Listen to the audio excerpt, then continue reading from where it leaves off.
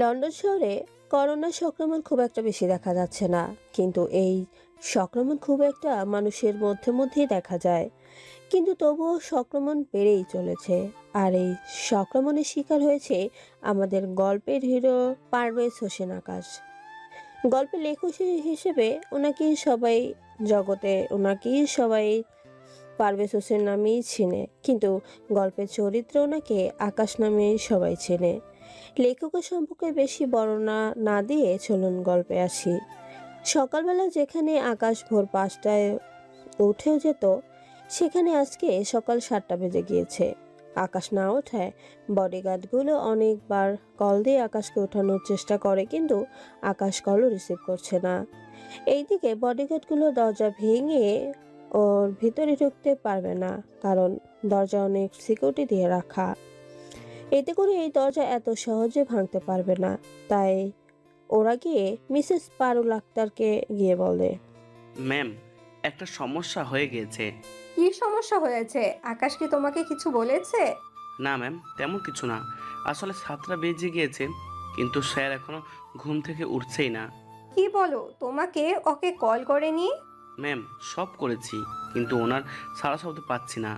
তাই বলেছিলাম কি, আপনি গিয়ে যদি দরজাটা খুলে দেন, তাহলে আমরা ভিতরে গিয়ে সব কিছু চেক করে নিতে পারবো। আচ্ছা, আমি ঈশানকে বলতাছি, ও দরজা খুলে দিবে। ঈশা হচ্ছে আকাশের ছোট বোন। আকাশের অনেক আদরের।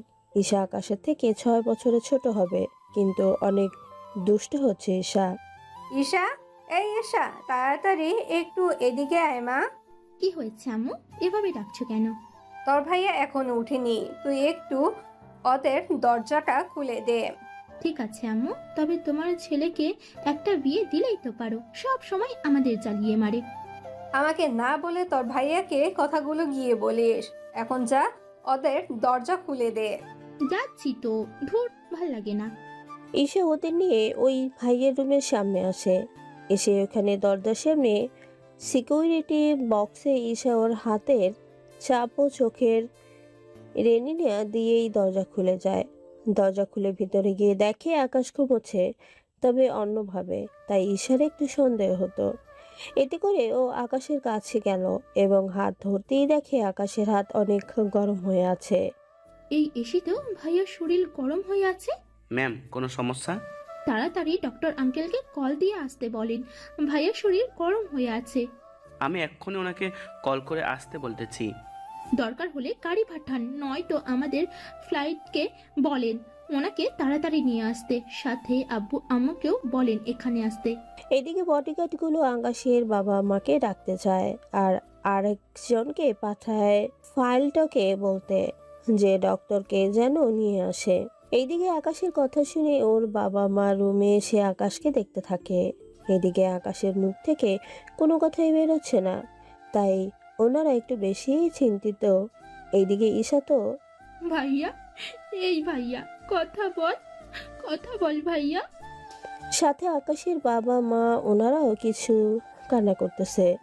ডক্টর আসতে দেরি দেখে ঈশা চেঁচিয়ে বলে, ডক্টরকে আনতে এত দেরি হচ্ছে কেন? কি করতেছেন কি আপনারা? এই তো ম্যাম, আর 5 মিনিট লাগবে ডক্টর আসতে। 5 মিনিট পর পাইলট হেলিকপ্টার ল্যান্ড করে আকাশের বাড়ির সামনে। হেলিকপ্টার থেকে ডক্টর নেমে আকাশের এই রুমে চলে আসে। আঙ্কেল, দেখুন না ভাইয়ার কি হয়েছে। ভাইয়া অনেকক্ষণ ধরে কথা বলছেন না, তার ওপর শরীরও গরম হয়ে আছে। ঈশা মামনি, আমি জানি তুমি ভাইয়াকে একটু বেশি ভালোবাসো, তাই এমনটা হচ্ছে। তবে চিন্তা করো না, আমি একটা ইঞ্জেকশন দিচ্ছি, এটাতে ওর জ্ঞান ফিরে আসবে।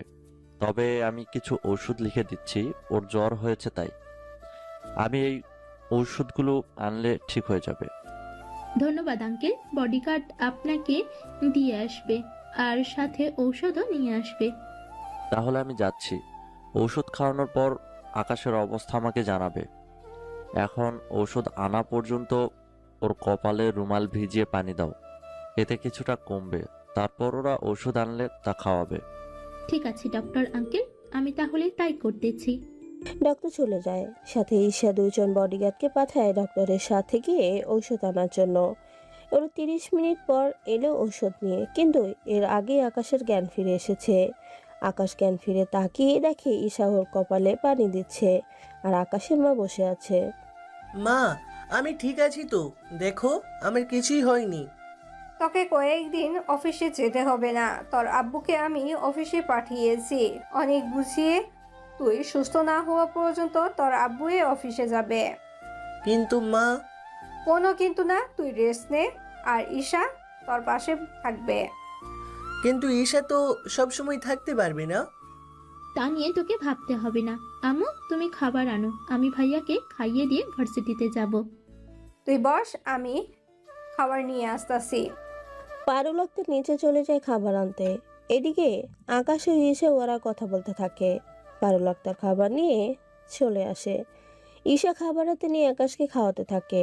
খাবার খেতে খেতে আকাশ চোখ দিয়ে পানি বের করে দেয়। কি হয়েছে ভাইয়া, চোখে পানি কেন? তেমন কিছু না, তোর মতো বোন যেন সবার ঘরে ঘরে হয়। তোর মতো ভাইও যেন সবার ঘরে হয়। এখন তাড়াতাড়ি খাবার খেয়ে রেস্ট নে, আমি ভার্সিটিতে যাব। আচ্ছা ঠিক আছে, যাওয়ার সময় বডিগার্ড নিতে কিন্তু ভুলবি না। ঠিক আছে, নিয়ে যাব। দেখ, ওরা তোর সাথে থাকলে তোর কোনো ক্ষতিই হবে না। তাছাড়া তোর ভালোর জন্যই বলছি, তুই যদি চাস তো তোর সাথে মেয়ে 2জন বডিগার্ড রাখতে পারি। থাক না, লাগবে না আমার। আচ্ছা ভাইয়া, আমি তাহলে রেডি হয়ে ভার্সিটিতে যাচ্ছি। তুই কিন্তু সুস্থ না হওয়া পর্যন্ত কোথাও যাবি না। ঠিক আছে, কোথাও যাচ্ছি না আমি। ঈশা চলে আসে ভার্সিটিতে।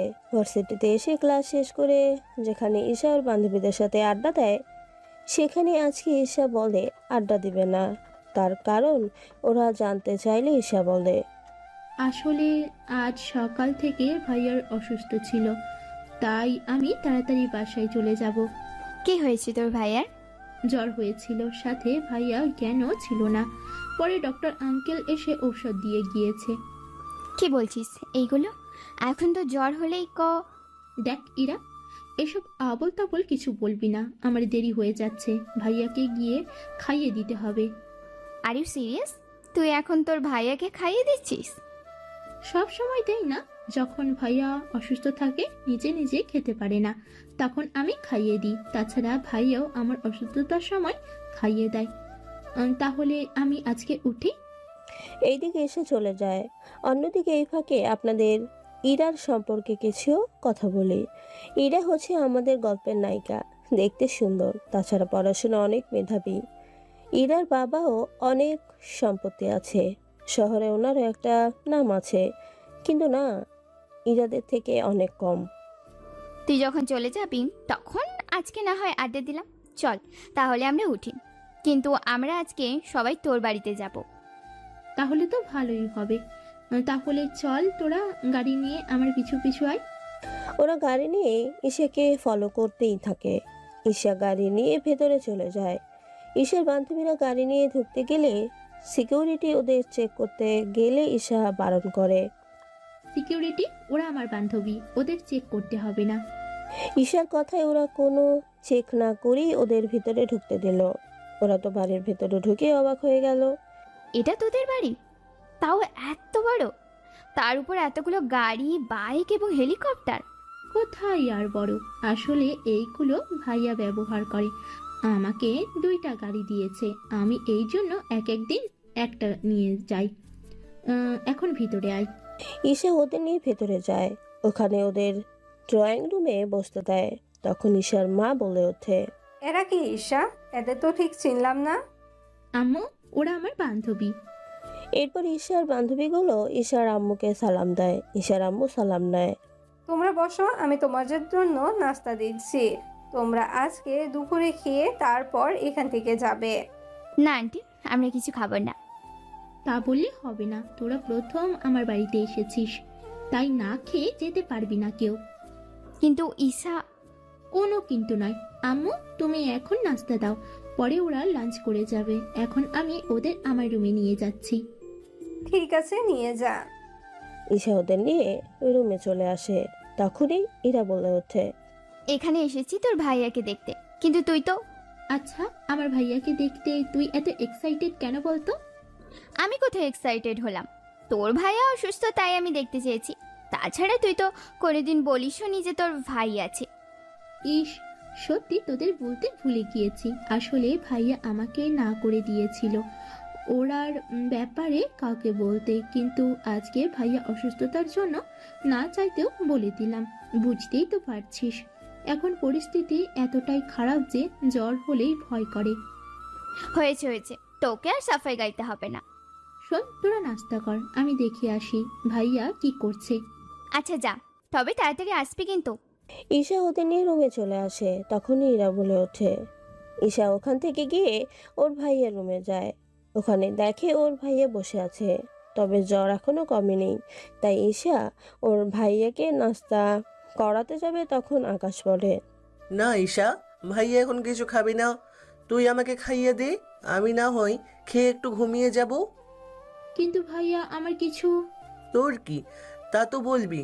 ঠিক আছে, তুই বস, আমি খাবার নিয়ে আসতেছি। ঈশা খাবার নিয়ে এসে আকাশকে খাইয়ে দেয়। আকাশ খাবার খেতে থাকে। খাবার খাওয়া শেষ হলে ঈশা আকাশকে ওষুধ খাইয়ে দেয়। ওষুধ খেয়ে আকাশ ঘুমিয়ে পড়ে। এরপর ঈশা ওখান থেকে চলে আসে ওর রুমে। কে রে, এত লেট কেন করলি? আর বলিস না, ভাইয়াকে নাস্তা করতে বলেছিলাম কিন্তু ভাইয়া নাস্তা খাবে না, তাই আমি ভাইয়াকে একসাথে দুপুরের লাঞ্চ করিয়ে দিলাম।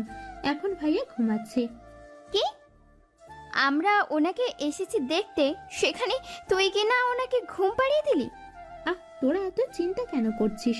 তোরা তো এখান থেকে যেতে যেতে বিকেল হবে, ততক্ষণে যদি ভাইয়া উঠে যায় তাহলে তো ভালোই হবে, যদি না উঠে তাহলে ভাইয়াকে দেখে চলে যাবি। তা অবশ্য করাই যায়, কিন্তু তোর রুমের সাথে এই দরজাটা কিসে? এটা তো বারান্দা যাওয়ার দরজা। কি, তোর রুমের সাথে বারান্দাও আছে? সবাই আছে, চল তোদের বারান্দায় নিয়ে যাই। ঈশার বান্ধবীদের নিয়ে বারান্দায় চলে যায়। ঈশার বারান্দায় অনেক রকমের গাছ লাগানো আছে। এই প্রতিটা গাছই অনেক সুন্দর। ওরা ওইখানে চেয়ারে বসে বসে আড্ডা দিচ্ছে। দুপুর 2টা বাজে, তাই ঈশা ওদের নিয়ে নিচে নামে ড্রয়িং রুমে। ওইখানে ওদেরকে এনে বসতে দেয়। তোরা বস, আমি তোদের খাবার সার্ভ করে দিচ্ছি। বাড়িতে তো অনেক লোক আছে, তুই আমাদের সাথে বস, তোকে কষ্ট করতে হবে না। না, তোদের আমি নিজের হাতে খাবার সার্ভ করে খাওয়াবো, তাই তোরা কোনো কথা না বলে খেতে শুরু কর। ওরা সবাই মিলে খেতে থাকে। খাওয়া শেষ করলে ঈশা ওদের নিয়ে রুমে চলে আসে। তোরা রেস্ট কর, আমি আসছি। তার আগে আমাদের তোর ভাইয়ের রুমে নিয়ে যা, আমরা ওখানে গিয়ে কিছুক্ষণ থাকি, ততক্ষণে তোর খাওয়া হয়ে যাবে। আচ্ছা চল তাহলে আমার সাথে। ঈশা ওদের রুমের সামনে এলে দরজার পাশে হাত রাখতেই দরজা খুলে যায়। তা দেখে ওরা কিছুটা অবাক হয়, কেননা আজকাল কেউ দরজায় ও সিকিউরিটি সিস্টেম করে রাখে। তা তো এখানে না আসলে জানতেই পারতো না ওরা। চল তাহলে ভিতরে যাই, তবে ভিতরে কোনো শব্দ করা যাবে না। ঠিক আছে, কোনো শব্দ করব না। ওরা ভিতরে গিয়ে আকাশ ঘুমাচ্ছে। ইরা তো আকাশকে দেখে একদম ফিদা হয়ে গিয়েছে, কেননা আকাশ দেখতে অনেক সুন্দর। যে কোনো মেয়েই আকাশের প্রেমে পড়তে বাধ্য, যেমনটা আমাদের গল্পের নায়িকাও পড়েছে। ইরা তো এক দৃষ্টিতেই আকাশের দিকে তাকিয়ে আছে। শোন, তোরা তাহলে একটু ঘুরে দেখ, তবে ভাইয়ার ঘুম যেন না ভাঙে। ঠিক আছে, আমি নিচে গেলাম খেতে। ঈশা নিচে চলে যায় খেতে। তখন ওর বান্ধবীরা পুরো রুমটা দেখতে থাকে, কেননা রুমের সবকিছু একদম গোছানো, দেখতে একদম পারফেক্ট। সবে বারান্দায় গেল। আকাশের রুমের বারান্দায় ঈশার রুমের বারান্দা থেকে অনেক বড়। ওইখানে সুইমিং পুলও আছে বারান্দার সাথে। তার সাথে আছে জিম করার যন্ত্রপাতি। এক কথায় অসাধারণ একটা পরিবেশ। কিন্তু এরা আশ্চর্য হলো, বাড়ির বাইরে থেকে এই সুইমিং পুলটা দেখা যায় না তাকালেও, কেননা ওইখানে এমন গ্লাস ব্যবহার করা হয়েছে যাতে করে বাড়ির বাইরে থেকে ভেতরের কিছুই দেখা যায় না। ওরা ওইখানে কিছুক্ষণ সময় কাটালো। এরপর ইরা ওর বাকি বান্ধবীদের কৌশলে রুম থেকে বের করে দিয়ে নিজে থেকে যায়। ওর বাকি বান্ধবী ঈশার রুমে চলে যায়। ঈশা খাবার খেয়ে ওর রুমে জানতে পারে ইরা এখন ওর ভাইয়ের রুমে। তাই ঈশা ওর ভাইয়ের রুমে এসে দেখে আকাশ ঘুমের ঘোরে ইরার হাত নিচের বুকের সাথে আগলে রেখেছে। ইরা, তুই কি করছিস এখানে? দেখ না, তোর ভাইয়া আমার হাত ধরে রেখেছে। কিন্তু ভাইয়া তো ঘুমে, তাহলে কি করে হলো বলতো? আরে আগে আমাকে ছুটা, তারপরে তোকে বলবো সব। এরপর ঈশা অনেক কৌশলে ইরার হাতটা আকাশের থেকে ছাড়িয়ে নেয়, সাথে রুম থেকে বের করে নিয়ে আসে ইরাকে। এখন বল ঘটনাটা কি আসলে? কোন ঘটনা বলতো? ইস রে, মনে হচ্ছে যেন কিছুই জানিস না। ভাইয়া তোর হাত ধরলো কিভাবে? ভাইয়া তো ঘুমিয়ে ছিল, তাহলে কি থেকে কি? বলছি তাহলে শোন। ওরা চলে যাওয়ার পর আমি রুমটা দেখতে থাকি। কেন না, রুমটা আমার অনেক ভালো লেগেছে। তার উপর রুমের ভিতর অনেক কিছু। কিন্তু আমি তোর ভাইয়ের কপাল ছুঁয়ে দেখছিলাম জ্বর কেমন। ঠিক ওই সময় তোর ভাইয়া আমার হাত ধরে অমন করে রেখেছে। আমি অনেক চেষ্টা করেও ছাড়তে পারিনি। এদিকে ইরার কথা শুনে ঈশা তো হাসতেছে। তুই হাসছিস? আমার তো প্রাণই বের হয়ে যাওয়ার অবস্থা। হাসবো না তো কি করব? তুইও পারিসও বটে। দাগিসা, একদম হাসবি না। শোন না, আমার দেরি হয়ে যাচ্ছে, এবার বাসে যেতে হবে। আচ্ছা চল তাহলে। ইরা এরপর ওর বাকি বান্ধবীদের নিয়ে চলে যায় ওখান থেকে। এদিকে ইরা রাস্তায় যেতে যেতে আজকের ঘটনা মনে করলেই ওর হাসি পাচ্ছে। অন্যদিকে আকাশের জ্বর এখন মোটামুটি কমে গিয়েছে। আকাশ সুস্থ হয়ে নিচে নামে, তখন বাকি সবাই দেখে আকাশকে বলে, ভাইয়া তুই নিচে নেমে আসলি কেন? রুমে ভালো লাগছিল না, সেজন্য নেমে এলাম। আস্তে নাম, পড়ে যাবি তো। দাঁড়া, আমি আসতেছি। ঈশা উপরে গিয়ে আকাশকে ধরে এবং আকাশের হাত ঈশার কাঁধের উপর দিয়ে আকাশকে আস্তে আস্তে নিচে নামায়। ভাইয়া আস্তে আস্তে নাম। তুই কেন নামতে গেলি? আমাকে বললেই তো আমি রুমে চলে যেতাম। তোর অনেক কষ্ট হয়ে যাচ্ছে আমার জন্য, এখন আমাকে একটু কাজে বাইরে যেতে হবে। ভাইয়া তোর মাথা খারাপ হয়েছে কি? এই অসুস্থ শরীর নিয়ে তুই এখন বাহিরে যাবি? ওমা, ওমা, তুমি কোথায়? তোমার ছেলের কাণ্ড দেখে যাও। কি হয়েছে ঈশা, এভাবে চেঁচাচ্ছিস কেন? তাছাড়া আকাশ এখানে কেন? আম্মু, আমি তো চেঁচাচ্ছি তোমাকে এইসব দেখার জন্য। তোমার ছেলে এখন বাইরে যেতে চাচ্ছে। কি শুনছি আমি? এইগুলো আকাশ? তুই এই শরীর নিয়ে বাহিরে যাবি?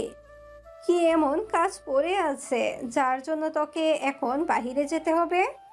আম্মু, আমাকে যেতেই হবে, তাছাড়া আমি কয়েক ঘন্টার মধ্যেই চলে আসব। তোকে কোথাও যেতে হবে না, চুপচাপ এখন শুয়ে থাক তুই। প্লিজ আম্মু, আমি যাই, তাছাড়া আমার সাথে গার্ড তো আছেই। কিন্তু আকাশ, তোর আব্বু জানলে কিন্তু অনেক বকবে আমাকে।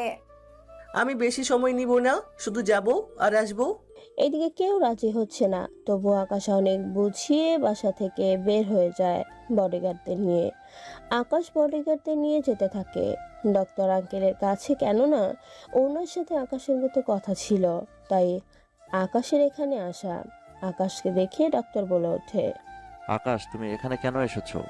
তাছাড়া তাও এই অসুস্থ শরীর নিয়ে? না আঙ্কেল, আমি মোটামুটি ঠিক আছি। কি ঠিক আছো? তোমাকে বাসা থেকে কেউ আসতে দিয়েছে? তুমি আমাকে কল দিলেই তো আমি চলে আসতাম। আমি বাসায় মা ও ঈশাকে অনেক অনেক বুঝিয়ে তারপর এখানে এসেছি। ঠিক আছে, এখন তাহলে কেন এসেছো তা তো বলবে। আমার মনে হচ্ছে আমার করোনা টেস্ট করানো দরকার। কিন্তু আকাশ, তোমার তো করোনা টেস্ট না করালেই হবে। না আঙ্কেল, আপনি টেস্টগুলো করিয়ে নেন। আমি চাই না আমার সমস্যা আমার পরিবারের হোক। তা অবশ্য ঠিক বলেছ, কিন্তু তোমার শরীরের কন্ডিশন এখন কেমন? আঙ্কেল, জ্বর কমে আর বাড়ে। তাহলে চলো আমার সাথে, আমি নিজে দাঁড়িয়ে তোমার টেস্ট করে দিচ্ছি। ডক্টর আকাশকে নিয়ে টেস্ট করাতে চলে যায়। ওখানে কয়েক মিনিটের মধ্যে টেস্ট করা শেষ হয়ে যায়। আকাশ, তুমি রিপোর্ট কি এখন নেবে নাকি কালকে নেবে? ডক্টর, এখন জানিয়ে দিলে ভালো হয়। তাহলে তুমি 30 মিনিট আমার কেবিনে অপেক্ষা করো, আমি রিপোর্ট নিয়ে আসতেছি। আকাশ কেবিনে গিয়ে অপেক্ষা করতে থাকে।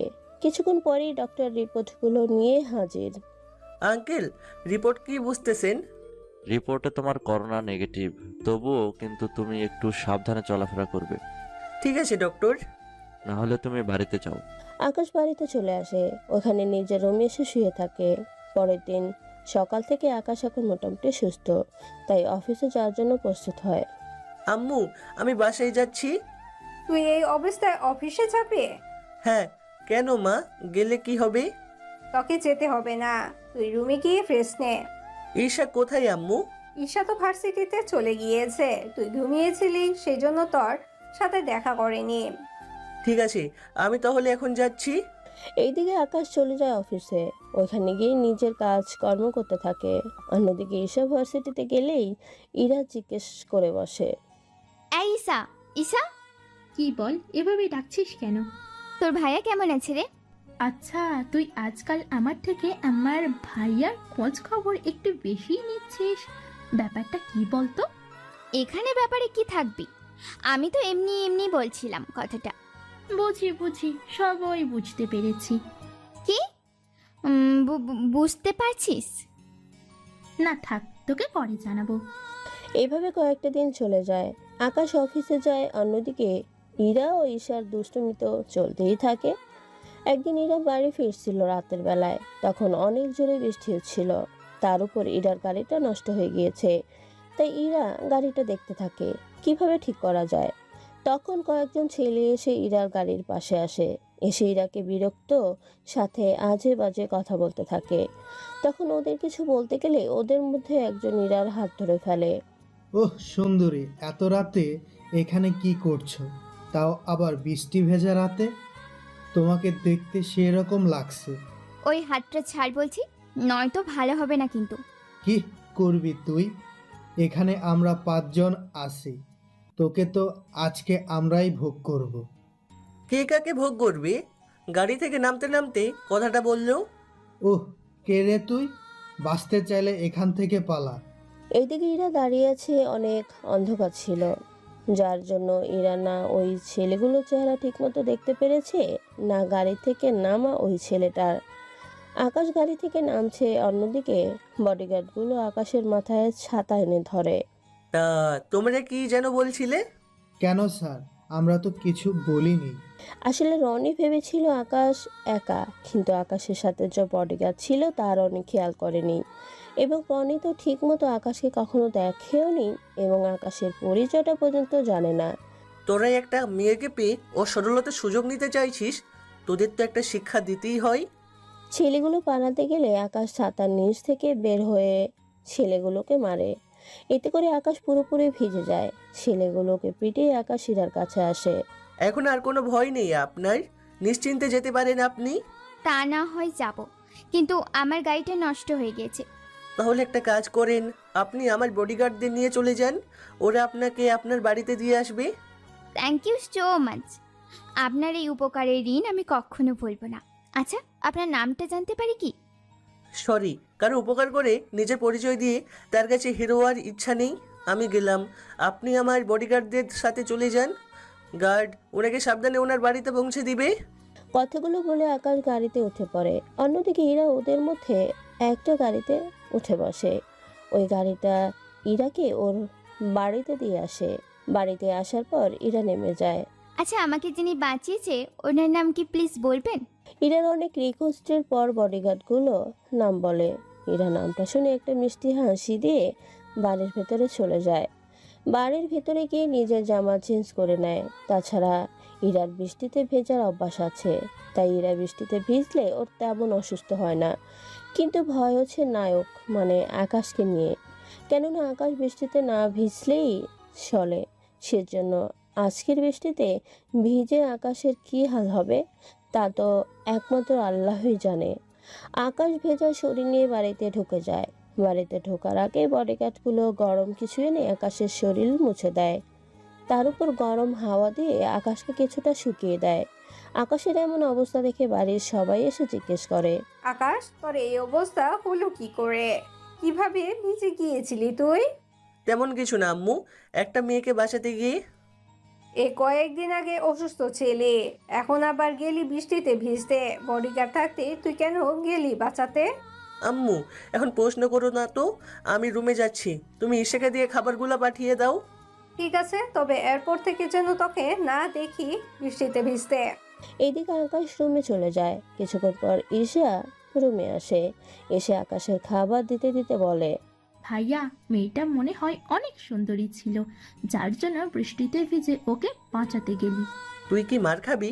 তাছাড়া অন্ধকারের জন্য আমি ওই মেয়েটার মুখও দেখতে পারিনি, না ওই মেয়েটা আমার মুখ দেখেছে। ঈশা, বেশি হয়ে যাচ্ছে কিন্তু। মার না খেতে চাইলে এখন যা, আমি এগুলা সেন্স করব। অনেক ঘুম পাচ্ছে। ও, আমি যে খাবার আনলাম তা কে খাবে শুনি? আরে এগুলো খেয়েই তো ঘুমাবো। আচ্ছা, তুই তাহলে খেয়ে ঘুমিয়ে পড়, আমি গেলাম। ঈশা চলে আসে। অন্যদিকে আকাশও ফ্রেশ হয়ে খাবারগুলো খেয়ে ঘুমিয়ে পড়ল। অন্যদিকে পরের দিন সকালে আকাশ আবারও অসুস্থ হয়ে পড়ল বৃষ্টিতে ভেজার কারণে। তাই সকালে ডক্টর এসে আবারও ওষুধ দিয়ে যায়। ভাইয়া, দেখলি তো, রাতে বৃষ্টিতে ভিজে এখন আবার শরীরে জ্বর আনলি। সত্যি তোকে নিয়েও পারি, কি করে যে পারিস তুই। ইচ্ছে করছে তোকে এই অসুস্থ শরীরে মেরে তক্তা বানিয়ে দিই। আমি কি ইচ্ছে করে বৃষ্টিতে ভিজেছি নাকি? তাছাড়া তখন মেয়েটাকে না বাঁচালে কি হতো? মেয়েটার বুঝতে পারছিস?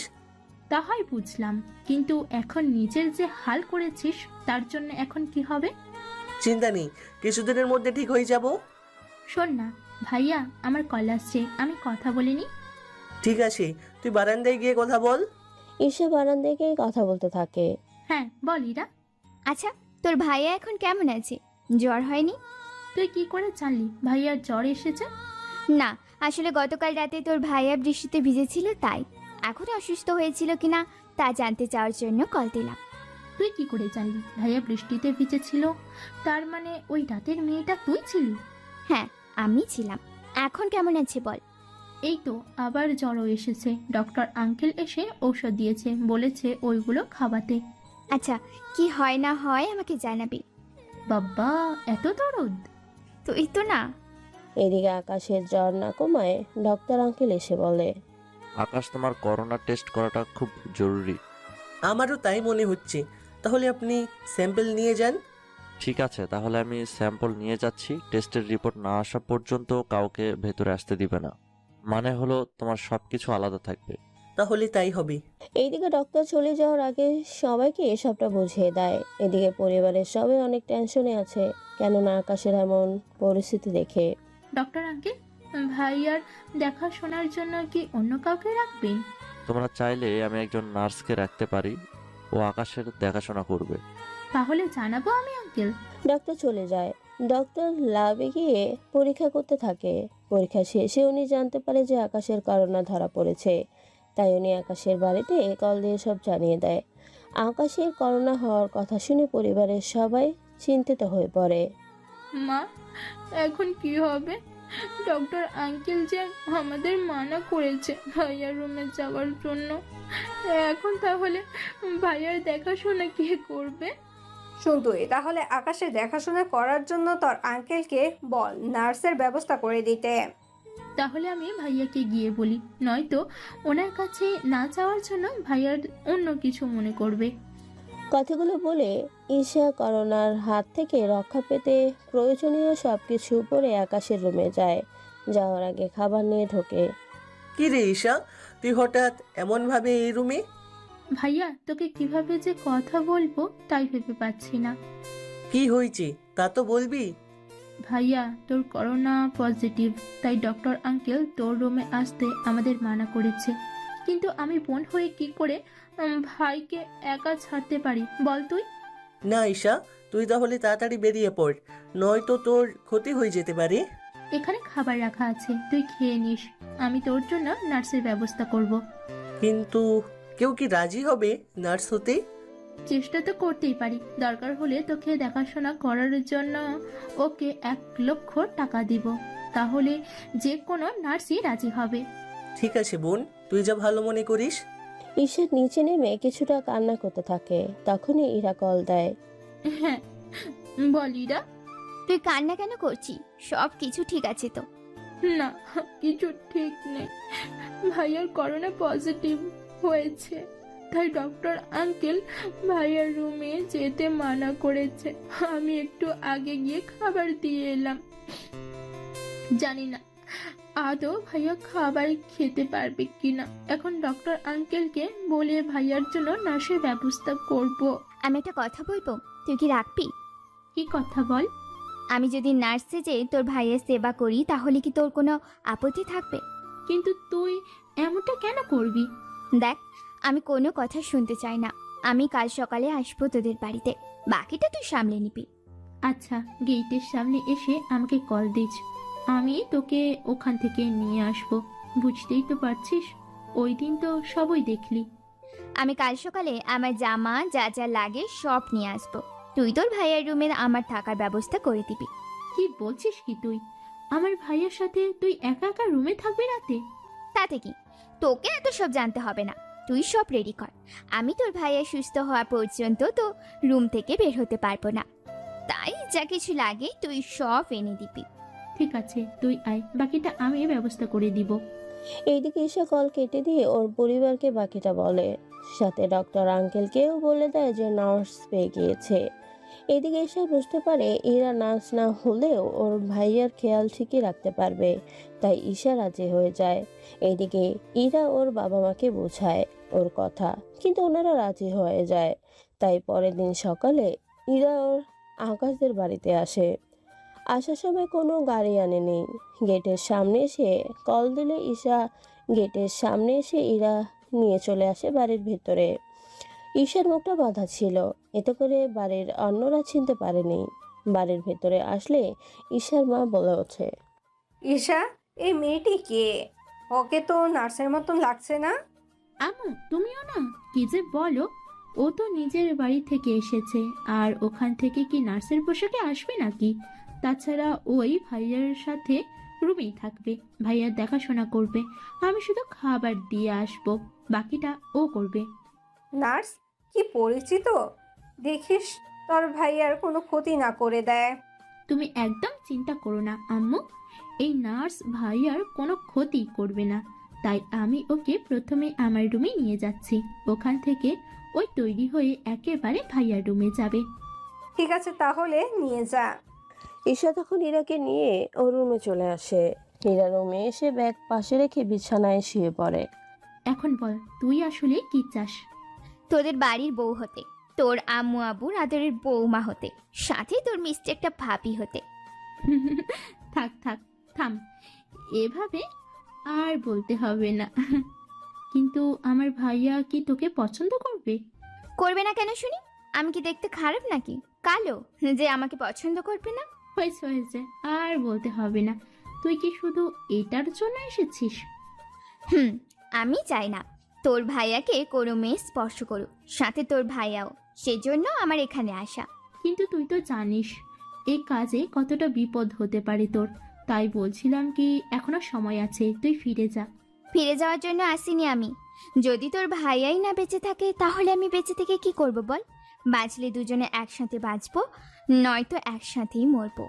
ইরার মুখে এমন কথা শুনে ঈশা জড়িয়ে ধরে। সত্যি তোর মতো বান্ধবী হয় না রে। যদি আমার ভাইয়া তোকে পছন্দ করে তাহলে আমাদের কারোর কোনো আপত্তি নেই। তুই চিন্তা করিস না, আমি যে করেই হোক ওকে সুস্থ করে তুলবো। তুই এই নিয়ে চিন্তা করিস না। আমি তাহলে রেডি হয়ে নি। ইরা রেডি হয়ে নেয়। ইরা এমনভাবে পোশাক পরে নিল, এই পোশাকে তো ইরাকে কেউ চিনতেই পারবে না। ইরা ওর ব্যাগ নিয়ে চলে আসে আকাশের রুমে। আকাশের রুমে এসে দেখে আকাশ এই কয়েকটা দিনে অনেক শুকিয়ে গেছে। ইরাকে দেখে আকাশ জিজ্ঞেস করে, আপনি কি এই রুমে কি করে ঢুকলেন? আমি আপনার সেবা করতে এসেছি, মানে আমি আপনার নার্স। ও, তাই বলেন, কিন্তু ব্যাগ কেন হাতে? আপনি সুস্থ হওয়ার না পর্যন্ত আমি এখানেই থাকবো আপনার সাথে। কি, আপনার সাথে এক রুমে থাকবেন? কি বলছেন এইগুলা? ঠিকই বলছি আমি, তাই আপনি চুপ করে শুয়ে থাকুন। মনে হচ্ছে এই কয়েকদিনে কেউ আপনাকে গোসল করিয়ে দেয়নি, তাই এখন আপনাকে খাবার খাইয়ে সাথে ওষুধ খাইয়ে তারপর শরীর মুছে দেব।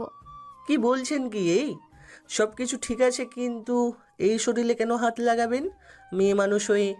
আহ, আপনি এত ভয় পাচ্ছেন কেন? আমি আছি তো নাকি? আপনি আছেন বলেই তো ভয়টা পাচ্ছি। কোনো কথা না বলে একটু পর খাবার আসবে, চুপচাপ খাইয়ে দিব, তখন খেয়ে নিবেন। একটা কথা যদি বলেছেন তাহলে কিন্তু। কিন্তু কি? কিছু না। খাবার চলে এসেছে, তাই ইরা ঈশা থেকে খাবার নিয়ে টেবিলে রাখলো। এরপর আকাশের মুখ ধুয়ে দিল। মুখ ধোয়া শেষে ইরা, আপনার হাতে খেতে হবে না কষ্ট করে, আমি আপনাকে খাইয়ে দিচ্ছি। আমার হাত আছে, আপনাকে কষ্ট করতে হবে না। চুপচাপ শুয়ে থাকুন, নিন হাঁ করুন। আকাশ মুখ খুলে ইরা খাবার নিয়ে আকাশকে খাইয়ে দিচ্ছে। আকাশও খাচ্ছে। খাওয়া শেষ হলে আকাশ বলে ওঠে, আচ্ছা, আপনি মনে হয় খান নাই কিছু, তাহলে নিজেই খেয়ে নিন। আমার চিন্তা আপনাকে করতে হবে না, আপনি সুস্থ হন তাড়াতাড়ি, এতেই আমার সুখ। আপনি না খেলে তো আমার সেবা করতে করতে নিজে অসুস্থ হয়ে পড়বেন। আমি সকালে খেয়ে এসেছি, দুপুরে খাবার নিয়ে আসলে তখন খাবো। এখন আপনি কিছুক্ষণ ঘুমান, আমি একটু পরেই আপনার শরীর মুছে দেব। এমনটা করবেন না, আপনি একটা মেয়ে, যদি এমন কিছু করেন তাহলে তো আপনার বদনাম হয়ে যাবে। আপনার কাছে কি আমি একবারও জানতে চেয়েছি কি করব না করব আমি? কি রে বাবা, বুঝতেই পারছি না, এটা নার্স নাকি অন্য কিছু? কিছুতেই কথা শুনছে না। কি ভাবছেন এত? না কিছু না, আমি তাহলে ঘুমাই এবার। তাহলে তাই করুন। আকাশ শুয়ে পড়লে ইরা বারান্দায় চেয়ারে বসে ভাবতে থাকে কাজগুলো ঠিক করছে কি না ইরা। অন্যদিকে এসে অনেকটা টেনশনে আছে। ভাইয়া যে রাগ, এরা যদি উল্টোপাল্টা কিছু করে বসে তাহলে তো ভাইয়া ওকে ও ইরাটাও কেন যে আসতে গেল, আল্লাহ জানে সব কিছু ঠিক আছে কিনা। এইদিকে আকাশ দুপুরে ঘুম থেকে উঠে যায়। ঘুম থেকে উঠে দেখে ইরা নেই। তখন পানি খাওয়ার জন্য যেই গ্লাস হাতে নিতে যাবে তখনই গ্লাস পড়ে ভেঙে যায়। ভাঙার শব্দ শুনে ইরা রুমে এসে দেখে গ্লাস ভেঙে গেছে। আপনি আমাকে কেন ডাকেননি? নিজে নিজে কষ্ট করেন কেন? আমাকে ডাকলে কি ক্ষতিটা হয়ে যেত? আমি তো আপনার নামই জানি না, তাই ডাকতে পারিনি। আগে পানি খান, তারপর নামটা বলছি। ইরা গ্লাসে পানি ঢেলে আকাশকে খাইয়ে দেয়। এখন কেমন লাগছে আপনার? জি ভালো, আপনি যদি আমাকে একটু ছেড়ে বসেন তাহলে ভালো হয়। এভাবে ধরে বসে ক্ষতিটা কি? আসলে এভাবে তো জড়িয়ে ধরে স্ত্রী স্বামীকে খাওয়াই, তাই বললাম আমি কথাটা। এত কিছু কই থেকে জানেন আপনি? কি যে বলেন না, আপনি এত বড় হয়েছি অথচ এই সামান্য ব্যাপারটা জানবো না, তা কি করে হয়? তাই তো, আপনি তো অনেক বড় হয়ে গিয়েছেন, সেই জন্য অনেক কিছু জানেন। এইভাবে ওরা কথা বলতে বলতে ইরা আকাশের শরীর মুছে দেয়। কিন্তু আকাশ বুঝতেও পারেনি আকাশের শরীর দেখে ইরার বারবার ইচ্ছে হয়েছিল একটু জড়িয়ে ধরতে, কিন্তু ইরা তাও পাচ্ছে না। ইরা যখনই আকাশের বুকটা দেখলো তখন ওর মনে হলো আকাশের এই বুকটা ইরাকে অনেক টানছে। তবু ইরা নিজেকে কন্ট্রোল করে। নিন, হয়ে গেছে। কি হয়েছে? আপনার শরীর মোছা শেষ। কিছুক্ষণ পর আপনাকে দুপুরে খাবার খাইয়ে দিব, তারপর ওষুধ। কিছুক্ষণ পর ঈশা খাবার নিয়ে যায়। ইরা খাবার নিয়ে আকাশকে খাইয়ে দেয়। আকাশও খাবার খেতে থাকে। খাবার খাওয়া শেষ করে আকাশকে ওষুধ খাইয়ে দেয়। ওষুধ খেয়ে আকাশ শুয়ে পড়ে। এরপর ইরা নিজেও খেয়ে নেয়। খাবার খাওয়া শেষ করে ইরা বারান্দায় যায়। তখন ঈশা কল দেয়। কি রে, কি করতেছিস? তার সকাল থেকে কি কি করলি? সকালে খাইয়ে দিলাম, একটু আগে শরীরটা মুছে দিলাম, তারপর খাইয়ে দিলাম সাথে ওষুধও। এখন একটু ঘুমাচ্ছে। কি, তোর কি একবারও লজ্জা করেনি ভাইয়ার শরীর দেখতে? করেছে তো, পরে ভাবলাম বিয়ের পর তো এমনিই দেখবো, তাই এখন একটু দেখলে ক্ষতি কি? তোর না একটু লজ্জা হয়নি? এই শুন, আমার যথেষ্ট লজ্জা আছে, কিন্তু তোর ভাইয়াকে দেখলে আমি যে সব ভুলে যাই। হয়েছে হয়েছে, তোকে বলেও আর লাভ নাই। তাহলে তাই কর, আমিও একটু ঘুমোবো। ঠিক আছে। সন্ধ্যাবেলায় আকাশের ঘুম ভেঙে যায়।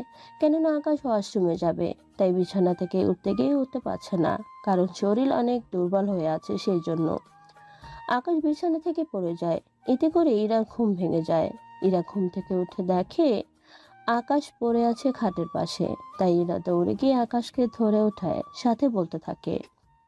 আপনি কেন নামতে গেলেন একা একা? আমাকে একটু ডাকলেই তো পারতেন। আসলে আমি বুঝতে পারিনি। হয়েছে হয়েছে, এখন শুধু এটা বলেন, বিছানা থেকে কেন নেমেছেন? আসলে আমি একটু ওয়াশরুমে যাব তাই।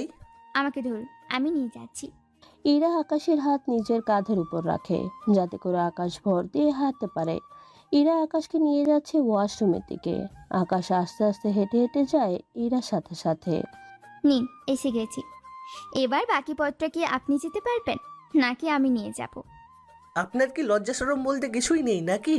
আমি যাচ্ছি ভিতরে, আপনি না হয় বাইরে দাঁড়িয়ে অপেক্ষা করেন আমি না আসা পর্যন্ত। ঠিক আছে, সাবধানে যাবেন, আমি বাইরে দাঁড়িয়ে আছি। আকাশ ওয়াশরুমের ভেতরে চলে যায়। অন্যদিকে ইরা বাইরে দাঁড়িয়ে দাঁড়িয়ে আকাশকে পাহারা দিচ্ছে। 5 মিনিট পর আকাশ দরজা খুলে বের হয়। তখন ইরা আকাশকে ধরে আগের মতো করে হেঁটে হেঁটে নিয়ে আসে বিছানায় শুয়ে দেয়।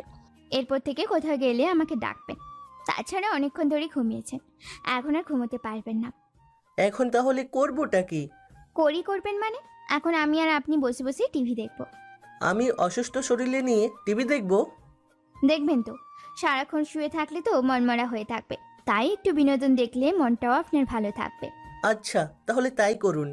ইরা টিভি অন করে আকাশের পাশে খাটের মধ্যে হেলান দিয়ে বসে। এ কি, আপনি আমার পাশে কেন? একদম চুপচাপ থাকবেন, তাছাড়া রাতে আমি এখানেই ঘুমোবো। মানে কি? রুমে আরো অনেক জায়গা আছে, ওখানে গিয়ে তো ঘুমাতে পারেন। দেখুন, আমি নিচে ঘুমোতে পারবো না, তাই এই খাটেই ঘুমোবো। আপনি চুপচাপ টিভি দেখতে থাকেন। আচ্ছা, কার্টুন দেখবেন নাকি মুভি? কার্টুন দেখি। আমিও ভেবেছিলাম কার্টুন দেখবো, পরে ভাবলাম কার্টুন আপনার পছন্দ নাও হতে পারে, তাই আমি আপনাকে জিজ্ঞাসা করলাম। আচ্ছা, তাহলে টিভি অন করে কার্টুন দিচ্ছি। ওরা দুজনেই খাটে বসে আছে, সাথে টিভি দেখছে। তখন ঈশা দিল ফোন। কিরে, কি করছিস তুই? এই তো কার্টুন দেখছি, খাটে শুয়ে। কি, তুই ভাইয়ার সাথে এক খাটে? তাতে কি, বিয়ের পর যখন থাকতে হবে তখন না হয় আগে থেকে প্র্যাকটিস করনি। তুইও পারছিস বটে, রাতে আমার কাছে চলে আসবি। তা হবে না, তোর ভাইয়া সুস্থ না হওয়া পর্যন্ত আমি এই রুম থেকে বের হব না। কি, তাহলে রাতে ঘুমাবি কোথায়? কোথায় আবার, তোর ভাইয়ার পাশে। কি? এখন ফোন রাখ, কার্টুন দেখতেছি। কথা বলে ইরা কল কেটে দেয়, সাথে আকাশের কান থেকে ইয়ারফোন বের করে নেয়। আসলে ইরা আগে থেকে ইয়ারফোন দিয়ে রেখেছিল, যাতে করে আকাশ কোনো কথাই না শুনতে পায়। ইয়ারফোন খুলতেই আকাশ বলে, কেন খুলে নিলেন? কার্টুন দেখতেছি দুইজনে, অথচ আপনি একা শব্দ শুনবেন, সেজন্য খুলে নিয়েছি। এখন দুজনে মিলে দেখবো এবং শুনবো। রাতে ইরা আকাশকে খাইয়ে দেয়, সাথে ওষুধও। এদিকে আকাশ ঘুমোচ্ছে। রাত ঠিক 1টা বাজে। ইরা টিভি দেখা বন্ধ করে শুয়ে পড়ে। পরের দিন সকালে আকাশ ঘুম থেকে উঠে দেখে ইরাকে আকাশ জড়িয়ে ধরে শুয়ে আছে। এটা দেখে আকাশ ইরার পিঠে হাত দিয়ে জাগানোর চেষ্টা করতেছে, কিন্তু ইরা তো উঠতেই না। এই যে, শুনছেন? শুনছেন কি? আমু, জ্বালাতন করো না তো, একটু ঘুমোতে দাও। কি বলে কি মেয়েটা? এখানে ওর আম্মু কই থেকে আসবে? এই যে, উঠুন উঠুন বলছি। আকাশের হাতের ছোঁয়ায় ইরা আকাশের বুক থেকে উঠে বলে, এভাবে চেঁচামেচি করছেন কেন? আমি কখন চেঁচামেচি করলাম? আপনি তো উল্টো আমাকে। তাতে হয়েছেটা কি? জড়িয়েই তো ধরেছি, অন্য কিছু তো করিনি। আপনার কয়টা বাজে ওঠার কথা, কিন্তু আপনি সেখানে সকাল 9টা বাজে এখনো উঠলেন না। আমি তো এত তাড়াতাড়ি ঘুম থেকে উঠি না, তাছাড়া আমার ঘুমটাই নষ্ট করে দিলেন। ঘুম যখন ভেঙে গেছে তখন আমি ফ্রেশ হয়ে আসি। আমি আসার পর আপনাকে নিয়ে যাব। তুই এত লেট করে উঠলে তো ভাইয়া না খেতে পেরে। আর বলিস না, কত সুন্দর একটা স্বপ্ন দেখেছি, তোর ভাইটা ঘুম ভাঙিয়ে সব নষ্ট করে দিল। তা ভাইয়া এখন কোথায়? ভিতরে আছে। ইরা ফ্রেশ হতে চলে যায়। ওইখান থেকে বের হয়ে আকাশকে নিয়ে যায় ওয়াশরুমের সামনে। আকাশ ভিতরে ফ্রেশ হচ্ছে, তখন ঈশা এসে খাবার দিয়ে যায়। ঈশা চলে যায়। আকাশ ওয়াশরুমের বাইরে আসলে ইরা আকাশকে ধরে বিছানায় বসিয়ে দেয়। এরপর আকাশকে খাইয়ে দেয়। খাওয়া শেষ করে ওষুধও খাইয়ে দেয়। এইদিকে আকাশ রেস্ট করছে। তার কিছুক্ষণ পরেই আসে ডক্টর। ডক্টর এসে আকাশকে ওর শরীরের কন্ডিশন কেমন উনি চেক আপ করে বলে, আকাশ এখন আগের থেকেও কিছুটা সুস্থ, তাই তুমি ওর ভালো করে খেয়াল রাখলে 2-3 দিনের মধ্যে ঠিকই সুস্থ হয়ে যাবে। জি ডক্টর, আমি সর্বোচ্চ চেষ্টা করছি। তুমি কিন্তু নিজেরও খেয়াল রাখবে, কোনো মতেই এইগুলো খোলা যাবে না। জি ডক্টর। তাহলে আমি আসি, কোনো সমস্যা হলে জানাবে। ওকে ডক্টর। ডক্টর চলে যায়। এদিকে ইরা আকাশের সেবা যত্ন করতে থাকে। এতে করে আকাশ আগের থেকে অনেকটা সুস্থ হতে থাকে। আগের থেকে ধীরে ধীরে আকাশও ইরার প্রতি দুর্বল হয়ে পড়ে। কেননা ইরা যেইভাবে আকাশের কেয়ার নিতে থাকে, মনে হচ্ছে আকাশের বিয়ে করা বউ। ধীরে ধীরে আকাশ সুস্থ হয়ে যায়। আকাশ সুস্থ হলে ঈশার সাথে কথা বলে ওর বাড়ি চলে যায়। সকালবেলা আকাশ ঘুম থেকে উঠে আজকে ইরাকে দেখতে পায়নি, তাই আকাশ নিচে নেমে ঈশাকে প্রশ্ন করে, ঈশা, ঈশা, কই তুই? কি হয়েছে ভাইয়া, এভাবে ডাকছিস কেন? না, বলছিলাম কি, আমার দেখাশোনা করার জন্য একজন নার্স ছিল, সে কোথায়? সে তো চলে গেছে সকালবেলা। চলে গেছে মানে? আমাকে না বলেই? হ্যাঁ, কেন, কিছু লাগবে নাকি? ঈশার মুখে ইরা চলে যাওয়ার কথা শুনে নিমেষে আকাশের মুখটা কালো হয়ে গেল। কি হয়েছে ভাইয়া, মুখটা এমন শুকনো কেন? তেমন কিছু না, আমি রুমে যাচ্ছি। এদিকে আকাশ চলে যাওয়ার পর ঈশা ওর আম্মু হাসতে থাকে। এখন হয়তো আপনারা ভাবছেন আকাশের মন খারাপ দেখে ঈশা ওর আম্মু কেন হাসতে থাকে। তাহলে চলুন এভাবে ইরা চলে যাওয়ার কাহিনী আপনাদের জানাই। ফ্ল্যাশব্যাক। এদিকে আকাশ দিন দিন ইরার প্রতি দুর্বল হয়ে পড়েছে, কেননা আকাশ অনেকটাই ইরাকে ভালোবেসে ফেলেছে। কিন্তু আকাশ পর্যন্ত ইরার মুখটা দেখতে পারেনি, কারণ ইরার মুখ সবসময় ঢাকা থাকতো। এদিকে আকাশ এখন সুস্থ, তাই ইরা আজকে সবকিছু চেঞ্জ করে নিচে নামে। ইরাকে দেখে আকাশের আম্মু অনেক অবাক হয়ে যায়। এ কি ইরা, তুমি এখানে? তাও আকাশের রুম থেকে বের হচ্ছ? আসলে আন্টি আমি ইরাকে আর বলতে না দিয়ে ঈশা তখন চলে আসে ওখানে। আম্মু, আমি বলছি ও এখানে কেন। তাহলে তুই বল। তাহলে শোনো আম্মু, ভাইয়ার যখন অসুস্থ হয় তখন ইরা আমাকে কল করে ভাইয়ার খোঁজ খবর নিতে থাকে। কেননা ইরা আগে থেকেই ভাইয়াকে পছন্দ করে, তাই ভাইয়ার অসুস্থতার কথা শুনে ইরা ভাইয়ার সাথে নার্স হয়ে থাকতে রাজি হয়ে যায়। যদিও আমি অনেকবার মানা করেছি, কিন্তু ইরা শুনবে না। তারপর তুমি জানোই আম্মু, ইরা কত সেবা যত্ন করেছে ভাইয়ার, কিন্তু ওই আজকে চলে যাবে, কারণ ভাইয়া এখন সুস্থ। তা না হয় বুঝলাম, কিন্তু ইরা আমি বলছিলাম কি, তুমি আকাশের সাথে দেখা করে যাও। না আন্টি, আমি চাই না আপনার ছেলে আমার মুখটা দেখুক। কেননা আমি চাই না ও আমার উপর দুর্বল হোক, আমার চেহারা দেখে নয়। কিন্তু আকাশ যদি পরে জানতে চাই তখন কি বলবো? বলবেন আকাশ যদি আমাকে ভালোবাসে তাহলে যেন আমাকে খুঁজে বের করে নেয়। আমি চাই ও আমাকে ভালোবেসে আমার খোঁজ নিক। আমিও তাই চাই, আমার ছেলেটা যেন আমাকে তোমাকে পায়। কারণ যে বিয়ের আগে আমার ছেলের এত যত্ন নিতে পারে, তাহলে বিয়ের পর আমার ছেলের কোনো কষ্টে হতে দিবে না। তাহলে আন্টি আমি এখন আসি, যদি ভাগ্যে থাকে তাহলে এই বাড়িতে আবারও আসবো। বেঁচে থাকো মা, আমিও চাই তুমি এই বাড়ির বউ হয়ে এসো। তাহলে আমি এখন আসি। আকাশ যদি আকাশে ভালোবেসে খুঁজে তাহলেই আমি ওর কাছে আসবো। আমি চাই না ও সেবা যত্নের বিনিময়ে ওকে আমার করে নিতে। ও যখন চাইবে তখন আমি ওর হব। ফ্ল্যাশব্যাক শেষ। এবার চলুন গল্পে ফেরা যাক। আকাশ মন খারাপ করে রুমে চলে যায়। ওখানে গিয়ে ইরার কথা ভাবতে থাকে, কিভাবে ইরা আকাশের সেবা যত্ন করেছে ওইগুলো মনে করতে থাকে। সত্যি বড্ড ভালোবেসে ফেলেছি তোমাকে ইরা, কিন্তু তুমি কেন চলে গেলে আমাকে ছেড়ে? একবারও আমার সাথে দেখা করে কি যেতে পারতে না তুমি? কেন আমাকে একা করে চলে গেলে? আকাশের কথাগুলো বলছিল, তখনই ঈশা রুমে আসে। ভাইয়া, কি হয়েছে তোর? তুই এমন করে বসে আছিস কেন? তাছাড়া তোর চোখে পানি কেন? কই, আমার কিছু হয়নি। তাছাড়া আমি ঠিক আছি। আচ্ছা, ওই নার্সের ফোন নাম্বার আছে কি তোর কাছে? না ভাইয়া, কোনো নাম্বার দিয়ে যায়নি। আচ্ছা ভাইয়া, তুই ভালো করে ঘরটা দেখ, মেয়েটা কিছু রেখে দিয়েছে কিনা। মানে হয়তো তোর জন্য কিছু রেখেও যেতে পারে।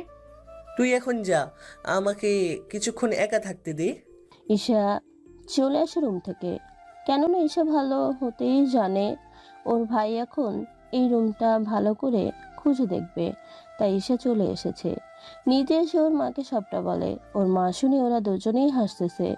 এদিকে আকাশ পুরো রুম ভালো করে খুঁজে দেখে, সব কিছু দেখে, কিন্তু কোথাও কিছু পেল না। তখন আকাশের মনে পড়ে ইরা অনেকবার আকাশের মোবাইল হাতে নিয়েছে, তাই আকাশ ওর মোবাইল দেখতে থাকে। ওখানে কিছু ছবি দেখতে পায় ইরার, কিন্তু একটা ছবিতেও ইরার মুখ দেখা যাচ্ছে না।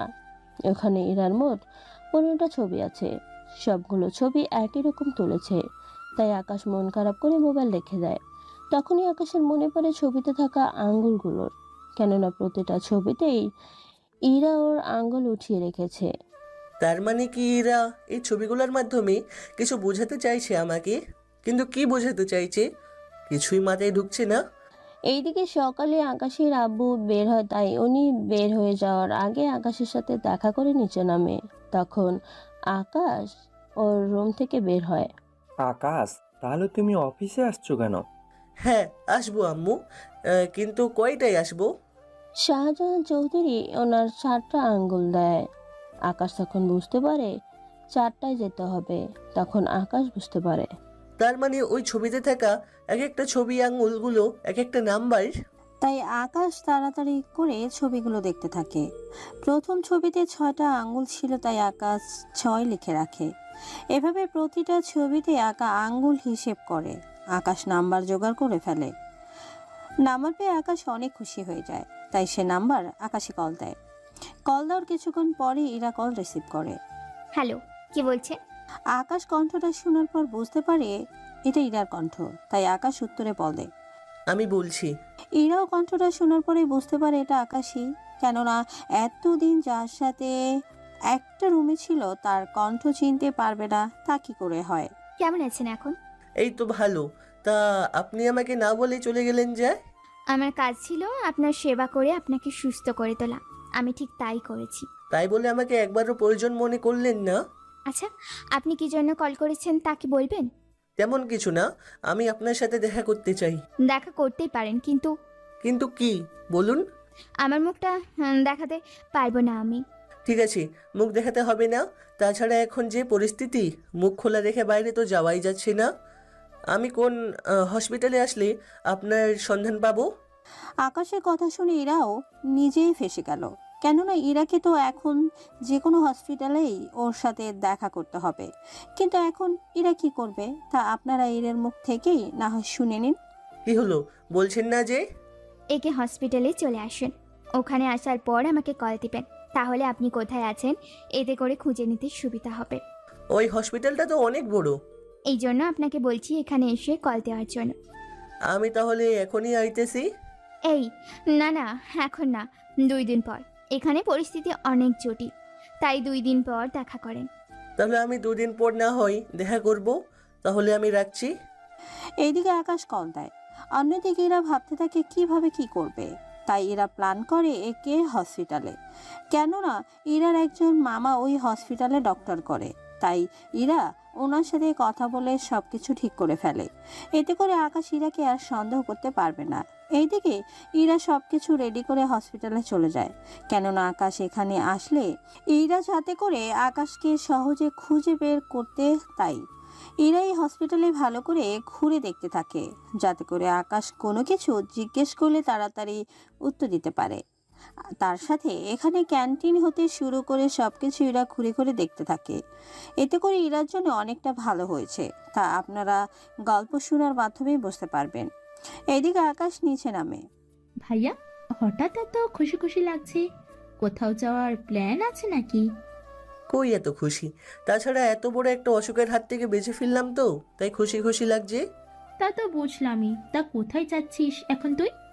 আমি এই তো একটু অফিসে যাব। কেন, তুই কোথাও বের হবি নাকি? কেন গেলে তুই সাথে করে নিবি নাকি? তুই যেতে চাইলে আমি তোকে নিব না, তা কখনো হয়েছে? তাহলে ভাইয়া, কাল আমাকে নিয়ে ঘুরতে যাবি। কালকে? বোন আমার, কাল না গিয়ে যে কোনো দিন আমি তোকে ঘুরতে নিয়ে যাব। কিন্তু বোন, কালকে আমি পারবো না। কাল কেন পারবি না? প্লিজ বোন আমার, কালকে আমি তোকে সময় দিতে পারবো না। তুই বরং আজকে অথবা কালকের পরের দিন যেতে পারিস। একটা শর্তে আমি রাজি হতে পারি। কি শর্ত? বেশি কিছু না, আমাকে নিয়ে তাহলে শপিং করতে বের হতে হবে। ও, শপিং? হ্যাঁ, করে দিব তো। তুই রেডি হয়ে আয়, আমি তোর জন্য অপেক্ষা করছি। ভাইয়া, আমি তো রেডি। রেডি মানে? তার মানে তুই সব জেনে আগে থেকেই রেডি হয়ে নিয়েছিস? আরে না, ভেবেছিলাম ভার্সিটিতে যাব, সেই জন্য রেডি হয়েছি। তাছাড়া আমি কি জানবো?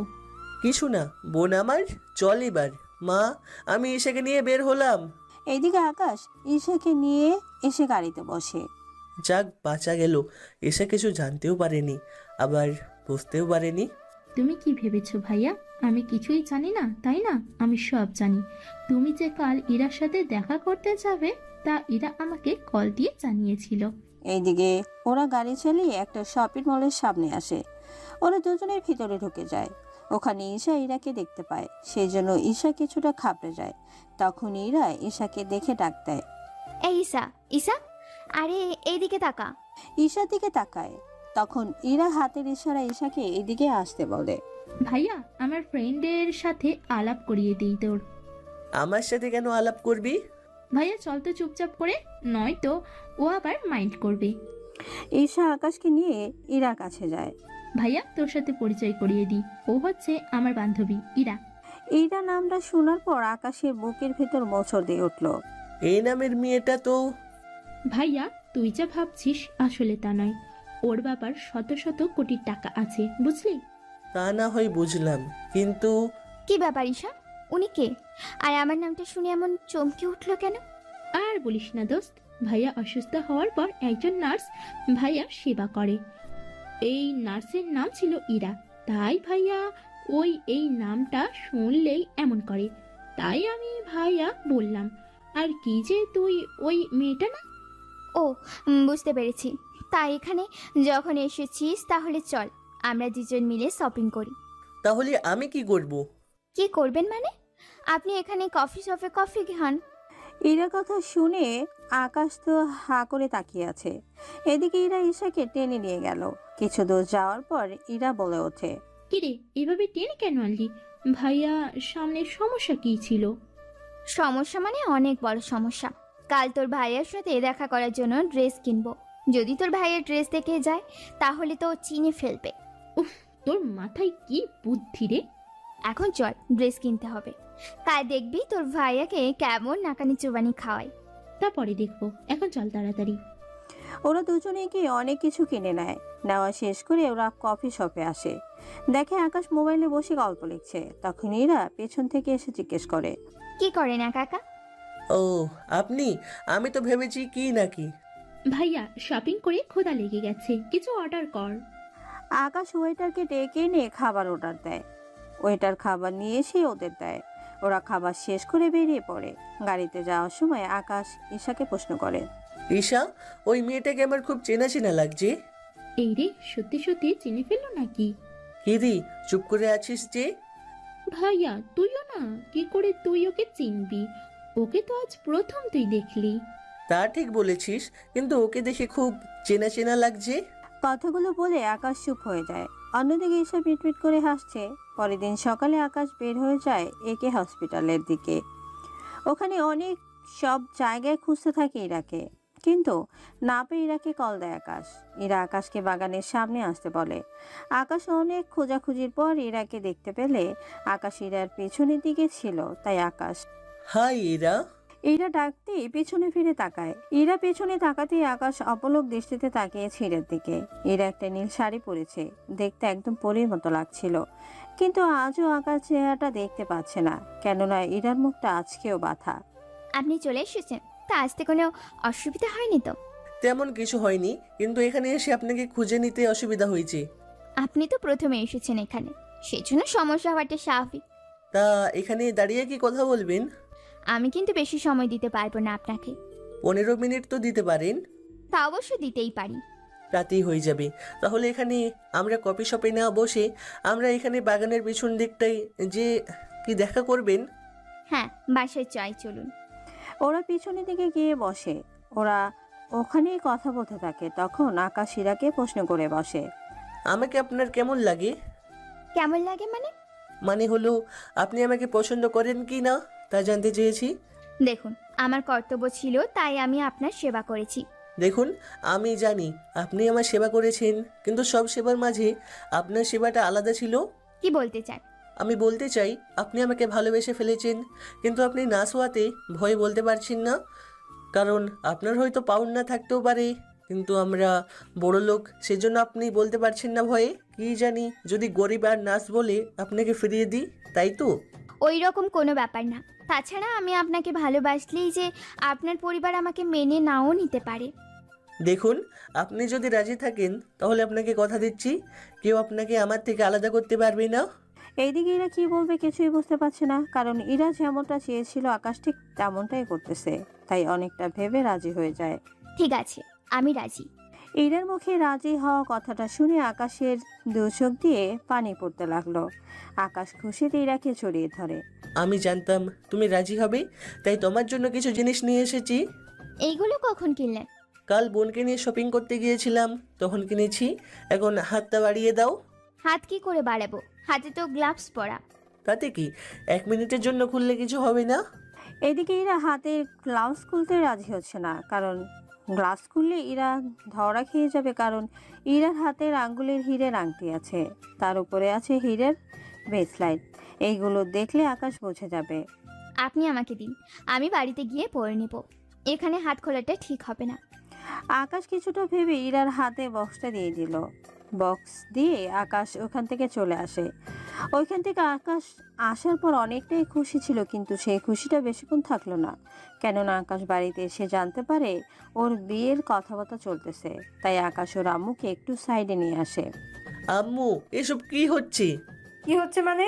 তোর বিয়ের কথাবার্তা চলছে, আয় আমার সাথে। এখন ওদের সাথে কথা বল, যা বলার ওনারা চলে গেলে বলতে পারবি। আকাশ কোনো উপায় না পেয়ে ওইখানে গিয়ে বসে। ওখানের অনেকেই আকাশকে মোটামুটি চিনে, কারণ এখানে অনেকেই ব্যবসায়ী। তাই আকাশও কিছু লোককে চিনে আর সবাইও আকাশকে চিনে। তাই ওনারা কথা বলতে চলে যায়। ওনারা যাওয়ার পরে শুরু হলো আসল ঘটনা।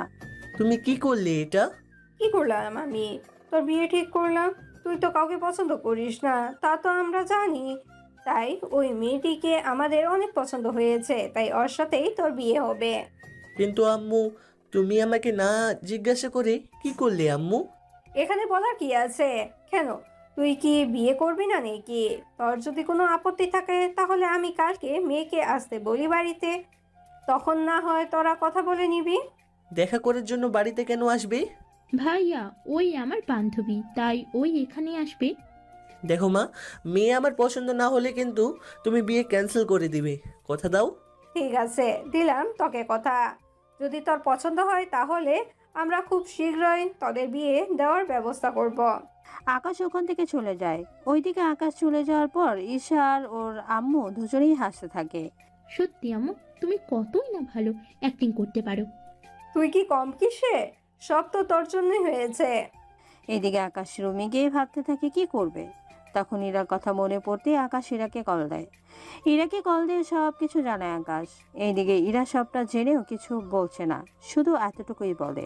দেখুন, আপনি নিজে থেকেই আমাকে ভালোবাসতে চেয়েছেন, অথচ এখন বলছেন আপনার বিয়ে ঠিক হয়ে গেছে। চিন্তা নেই, মেয়ে আমার পছন্দ না হলে বিয়ে ক্যান্সেল হয়ে যাবে। যদিও মেয়ে পছন্দ হয় তবুও আমি না করে দিব। আচ্ছা, যেমনটা আপনার খুশি। আপনি আমাকে বিয়ে না করলেও আমার কিচ্ছু যায় আসে না। এখন সবটা আপনার উপরে নির্ভর করে। কথাগুলো বলে ইরা কল কেটে দেয়। অন্যদিকে আকাশ অনেক টেনশনে পড়ে গেল। পরের দিন আকাশের সাথে বিয়ে ঠিক করা মেয়েটি আসলো, তাও শাড়ি পরে। ও এসেই বাড়িতে ঢুকে যায়। ওখানে গিয়ে ঈশাকে দেখা মাত্রই জড়িয়ে ধরে। ওয়াও, কি সুন্দর লাগছে রে তোকে। তা যার জন্য এত সুন্দর করে সেজেছি সে কোথায়? ভাইয়া তোর রুমে এখনো ঘুমাচ্ছে। কি বলিস? সকাল 11টা বাজে আর এখনো ঘুমোচ্ছে? কি করবে না করছে, কিছু বলতে আর নাই পারছে কিছু সইতে। তুই দেখে আমার হবু বরটাকে টেনশনে মেরেই ফেলবি। বাবা, কিরে বিয়ে না হতেই এত দরদ? না জানি বিয়ে হলে তো তখন আমাকে চিনতেই পারবি না। কি যে বলিস না, তুই তো আমার বেস্টি, কিন্তু তো আমার জীবন। সত্যি তুই ভাইয়ার জন্য যা করলি না, আমরা সবাই এতে করে তোর ওপর চিরকৃতজ্ঞ থাকবো। ঈশা দেখ, তুই কিন্তু মার খাবি এবার, বলে দিলাম। কে এসেছে রে ঈশা? কে আর আসবে, তোমার পুত্রবধূ এসেছে। মিসেস পারুল আক্তার আসলে ইরা ওনাকে সালাম করতে গেলে উনি ইরাকে জড়িয়ে ধরে বলে, বেঁচে থাকো মা। সত্যি ইরা, তুমি না থাকলে কি করে যে ওর খেয়াল রাখতাম কে জানে। তাছাড়া আমিও দেখব আকাশ তোমাকে পছন্দ না করে কিভাবে থাকতে পারে।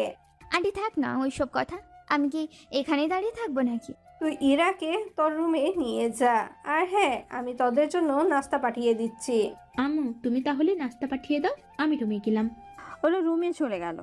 পারুল আক্তার ওদের জন্য নাস্তা পাঠালে ঈশা আর ইরা ওরা দুজনেই নাস্তা করে নেয়। নাস্তা শেষ হলে ঈশা ইরাকে নিয়ে আকাশের রুমে যায়। ওখানে গিয়ে দেখে আকাশ নেই। তখন ওরা বুঝতে পারলো আকাশ ফ্রেশ হচ্ছে। তাই ঈশা ইরাকে নিয়ে বারান্দায় বসে বসে কথা বলতে থাকে। ওদের কথা শুনে আকাশ রেডি হয়ে বারান্দায় যায়।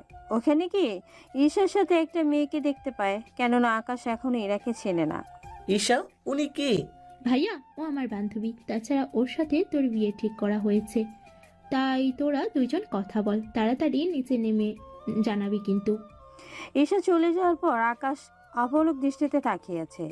সত্যিই তো, এই মেয়েটা অনেক সুন্দর। যেমন রূপ তেমনই গুণ। কিছু বলছেন না যে? যা বলার নিচে গিয়ে বলবো, চলেন আমার সাথে। আকাশ ইরাকে নিয়ে নিচে চলে আসে।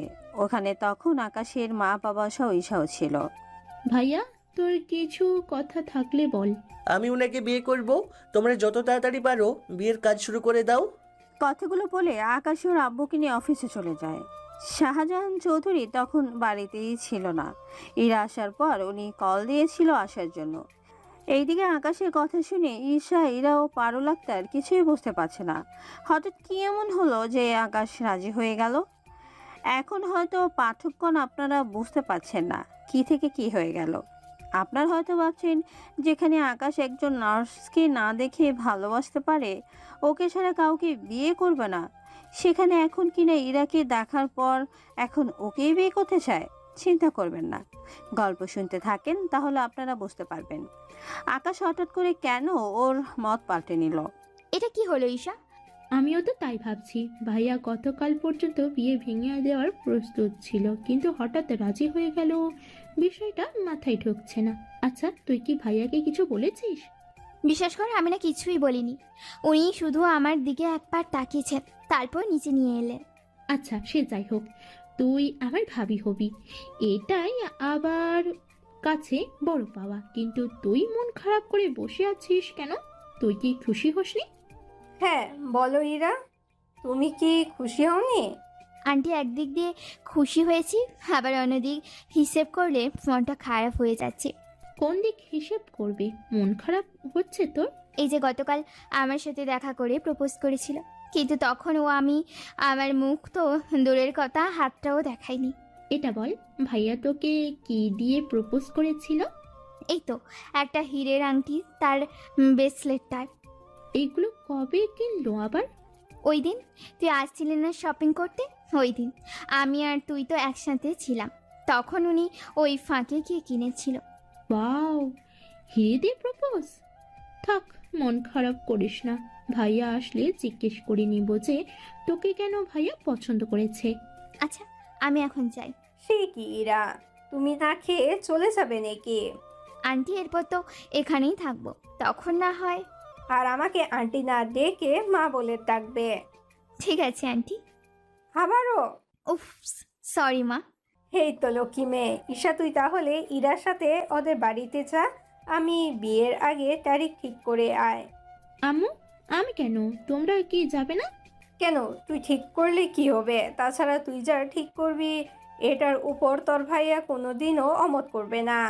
আমার মনে হয় কি আকাশ তোর জন্য ইরাকে বিয়ে করতে রাজি হয়েছে। আমা ঈশার জন্য বলেছে মানে? আসলে ঈশা আকাশকে বলেছিল তোমার কথা, সে তোমাকে ঈশা ভাবি বানাতে, তাই আকাশ হয়তো রাজি হয়েছে। আসলে আকাশকে আমরা সবাই ভয় পাই, কিন্তু ইরা কোনো আবদার করলে আকাশ সে আবদার অবশ্যই পূরণ করে, কারণ ঈশা হচ্ছে আকাশের জানের টুকরা। তাই ঈশা, তুই গিয়ে কথা বল, আমি যত তাড়াতাড়ি পারি তাদের বিয়ে দিয়ে দিব। আচ্ছা আম্মু, তাহলে আমি ইরাকে নিয়ে যাচ্ছি। ইরা ঈশার সাথে বের হয়ে গেল। যাওয়ার আগে আকাশের আম্মুকে সালাম দিয়ে বের হয়ে যায়। এইদিকে ইরা ওই বাড়িতে গিয়ে বিয়ের ডেট ঠিক করে ফেলে। 5 দিন পর বিয়ে ঠিক করা হয়। এইদিকে ঈশা আকাশকে সবকিছু জানিয়ে দেয়। আকাশ চলে আসে অফিস থেকে। অফিস থেকে ফিরে পরের দিন বাড়ির সবাইকে নিয়ে শপিং করতে যায়। অন্যদিকে ইরাদের বাড়ির সবাই শপিং করতে যায়। ওনারা দুই পরিবার দুটো শপিং মলে যায়। সবাই সবার জন্য কিনতেছে, কিন্তু আকাশকে কেউ কিনে দিচ্ছে না কিছু। এমনটা ইরার বেলাও হয়েছে। বাড়ির সবাই নিজেদের জন্য কিনতেছে, কিন্তু কেউ ইরাকে কোনো কিছুই কিনতে দিচ্ছে না। ব্যাপারটা কি আব্বু? তোমরা আমাকে কোনো কিছু কিনে দিচ্ছ না? বিয়েটা আমার নাকি তোমাদের? তোকে এখন আমরা কিছু কিনে দিব না। কাল হবু জামাই তোকে শপিংয়ে নিয়ে যাবে, তখন তোর যা মন চায় কিনে নিতে পারবি। কিন্তু আমাকে তো ঈশা বললো ওর ভাইয়াও নাকি শপিংয়ে গিয়েছে। গিয়েছে, কিন্তু সে কিনবে না। যেমনটা তুই আমাদের সাথে এসেছিস, ঠিক জামাইও ওদের নিয়ে গিয়েছে। এইবার ব্যাপারটা বুঝতে পারলাম। তাহলে চুপ করে থাক, আমাদের অনেক কিছু কেনার বাকি আছে। তার উপর পুরো বাড়ি সাজানোর জন্য লোক কাজ করছে, তুই কাল কিনতে পারবি। এইদিকে দুই পরিবারের কেনাকাটা শেষ হয়ে গেল। এরাও পরিবারের সবাইকে নিয়ে চলে গেল বাড়িতে। সাথে আকাশও সবাইকে নিয়ে আসলো বাড়িতে। পরের দিন সকালবেলা আকাশ রেডি হয়ে বের হয়, ইরার বাড়িতে যায়। ইরা রেডি হয়ে ওকে গাড়িতে উঠিয়ে চলে যায় শপিং মলে। ওইখানে আকাশ ইরার শাড়ি পছন্দ করে দিচ্ছে। এক কথা ইরা কি কি পরবে সবকিছু আকাশ পছন্দ করে দিচ্ছে। সব কিছু কেনা হলো, এবার তাহলে যাওয়া যাক। অনেক সময় পার হয়েছে, এবার এখান থেকে খেয়ে তারপর আমরা বের হব। সাথে ইরাও আকাশের সবকিছু পছন্দ করে দিচ্ছে। আকাশ ইরাকে সাথে নিয়ে গাড়িতে ওঠে। ওইখান থেকে একটা রেস্টুরেন্টের সামনে গাড়ি পার্ক করে। গাড়ি থেকে নেমে ওরা খেতে চলে যায়। খাওয়া শেষ করে বের হয়ে যায়। এইদিকে বিয়েতে এগোতে থাকে, কিন্তু আকাশ এই কয়েকদিনে নার্সের একবারের জন্য খোঁজ নেয়নি। বিয়ের সব কিছু রেডি হতে থাকলো। আকাশ বসে যে বিয়ে বাড়িতে গেল। বিয়ে বাড়িতে গেটে পাউন্ড দাবি করে, তাও 50,000 পাউন্ড। এখানে অনেক কথাবার্তা বলে ঈশা 35,000 পাউন্ড দিয়ে তারপর ওরা গেটের ভিতরে ঢুকে গেল। এরপর ওদের বিয়ে পালনো শেষ হয়ে গেল। বিয়ে শেষে সবার খাওয়া দাওয়া শেষ করে অনেকেই চলে যায়। রাত 8টা বাজে। আকাশ ইরাকে নিয়ে একটা গাড়ি করে বাড়িতে আসে। এইদিকে আকাশের রুমটা অনেক সুন্দর করে সাজানো হয়েছে। সবকিছু ঠিকঠাক করে আকাশ ইরাকে নিয়ে এলো ওর রুমে।